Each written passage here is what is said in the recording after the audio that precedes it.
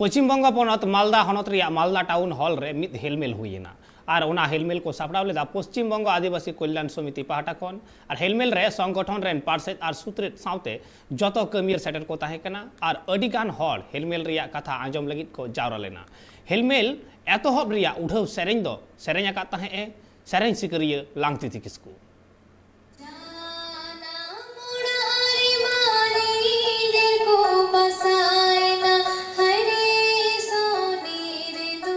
पश्चिम बंग पनत मालदा हनत रिया मालदा बाजार town hall रे मिद हेलमेल हुईना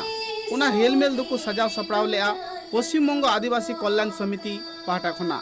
उना हेलमेल रे उड़न सिरिंग लेकाते से एतोहब सिरिंग लेकाते सिरिंग लेआ सिरिंग सिकरिया लांगतिति किसकु इने तायम आरह को सिरिंग लेआ इटा गायनाहा को आर इने तायम खन गी कमी होरा दुको एतोहब लेआ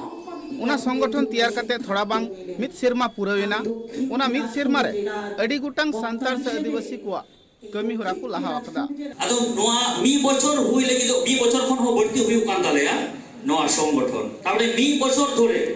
आले चेले चिका केदा उनो मोज इशू निया लड़हई एकमात्र खाली फेक एसटी इशू निया लड़हई दो एटा आइमा संगठन खन दो बई अंजम का ताहे कना बढ़ती गायते कमी होरा दो नेला कना 5 फॉर एसटी जहां दो का सर्टिफिकेट इदी काते को कमी आकदा अदो पहिल जखोनी आंजम केदा आंजम तायनम गी बारपेटी तायनम बहरमपुर खन मानतान मनोरंजन सोरेन दादा हड़गे उनी से परामर्श हताव ले ताहे कना अदो उनी हो अडी के उत्साह एमाव दिया खान के आले लाड़ाव नाले हक केदा चिकाते बो जुमिदुआ एंते अब दो जुमिद छाड़ा जहां हथियार इतो दो बनुआ हड़ को कथा रे नोआ हो बाडाय ᱧᱟᱢᱟ कना जुदी फेक एसटी सर्टिफिकेट नोंका को तैयार इदिया ताहले हापेन दिन रेन सांतार गिद्रे को से आदिवासी गिद्रे को दो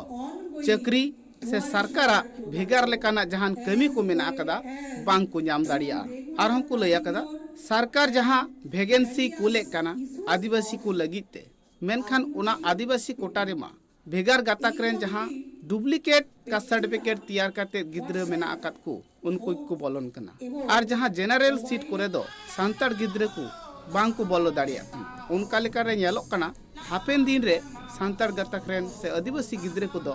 सरकारा जहां कमी गी बांग को हामेट दाड़िया उनाते पश्चिम बंग आदिवासी कल्याण समिति पाहटा खना छुटेव रे मेना आकात को जाते निये को टिकाव दाराम दाड़िया ब्यूरो रिपोर्ट ट्राइब टीवी।